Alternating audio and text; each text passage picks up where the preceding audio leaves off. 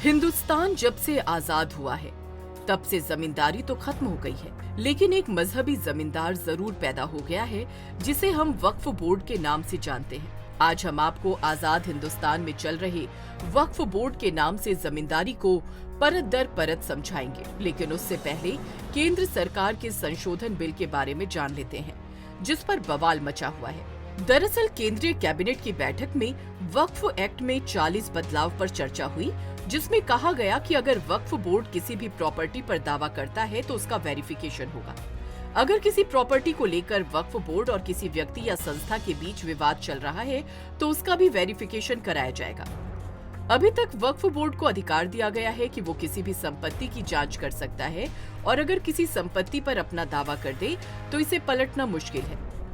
वक्फ act के section 85 में कहा गया है कि बोर्ड के फैसले को सुप्रीम कोर्ट या हाई कोर्ट में चुनौती भी नहीं दी जा सकती।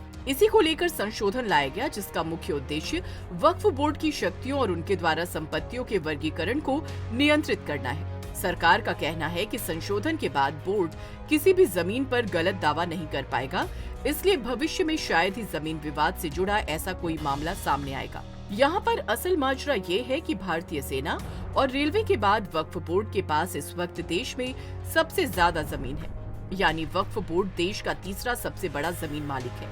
वो कैसे? इन आंकड़ों से समझे।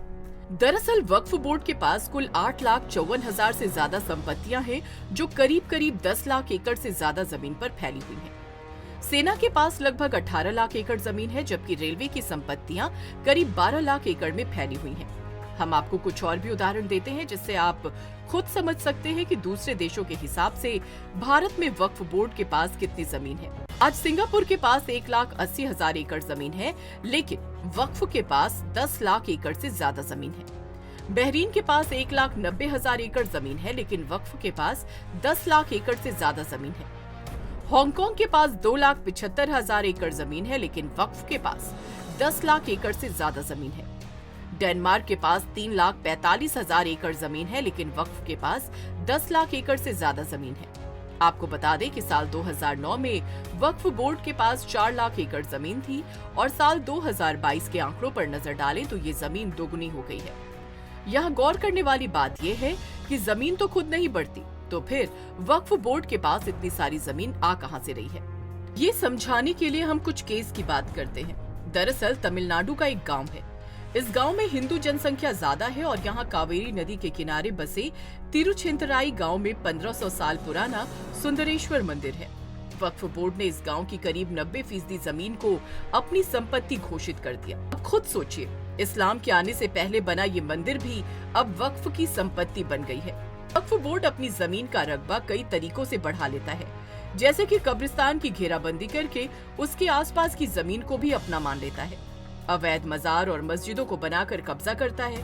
इन इमारतों के आसपास की जमीन को भी अपनी संपत्ति करार दे देता है और इन सब के बाद भी दिक्कत वक्फ को नहीं बल्कि उस जमीन के असली मालिक को आती है।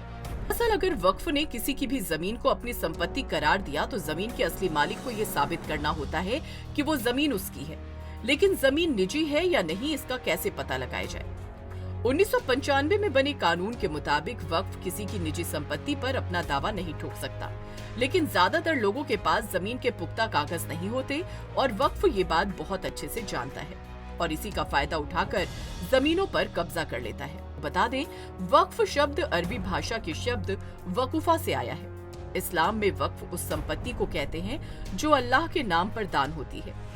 एक बार संपत्ति वक्फ की हो गई तो फिर उसे मालिक वापस नहीं ले सकता है। ये दान पैसे या संपत्ति का हो सकता है। इस्लाम में किसी इंसान का धर्म के लिए किया गया किसी भी तरह का दान वक्फ कहलाता है। अगर कोई संपत्ति लंबे समय तक धर्म के लिए इस्तेमाल हो रही है तो उसे भी वक्फ माना जा सकता है। भारत में वक्फ बोर्ड एक सेंट्रल वक्फ काउंसिल और 32 स्टेट बोर्ड है।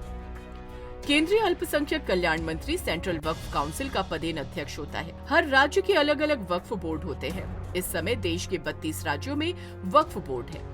वक्फ बोर्ड में एक अध्यक्ष, राज्य सरकार की ओर से 1 या 2 नामित व्यक्ति, मुस्लिम विधायक और सांसद, राज्य बार काउंसिल के मुस्लिम सदस्य और इस्लाम के जानकार होते हैं।